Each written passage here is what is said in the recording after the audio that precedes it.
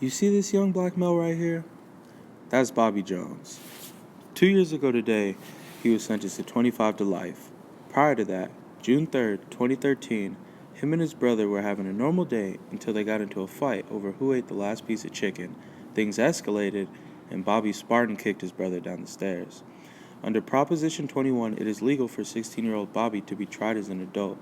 There are nearly 2,000 prisoners serving mandatory life sentences for crimes committed when they were still children.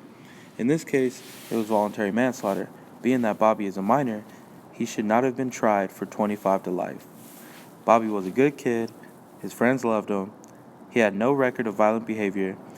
He just simply wasn't thinking, and it ended in the result of his brother's death.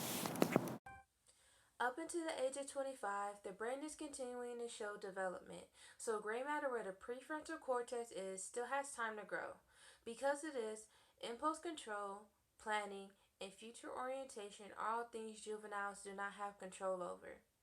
We have to understand that teens are different from stable adults who are fully aware of their actions. Due to research, it is shown that consecutively that most of these delinquent acts are impulse actions of teens still developing. At this age, what you do to juveniles impacts them in the long term and as they go into No reason why minors should be facing a life sentence without parole.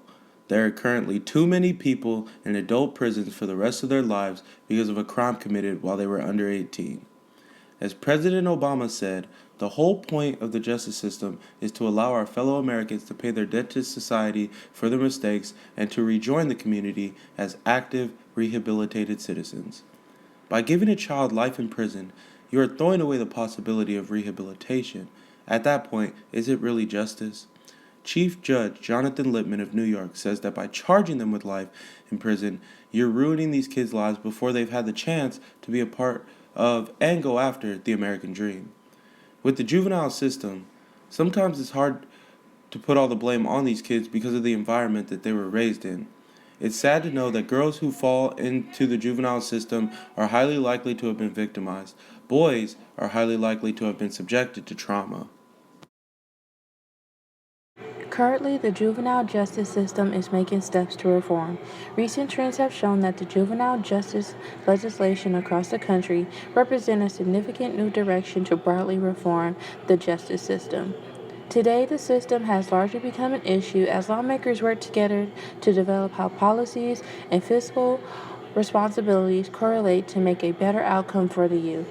There is also an abundance of research to lawmakers on the field of adolescent development that includes the latest neuro, social, and behavior science that distinguishes juveniles from adult offenders. Based on the new legislative reform and interest in developmentally appropriate approaches to make evidence based methods and cost effective alternative to incarceration so juveniles do not automatically go to jail. Up until the age of 25, the brain is continuing to show development. So gray matter where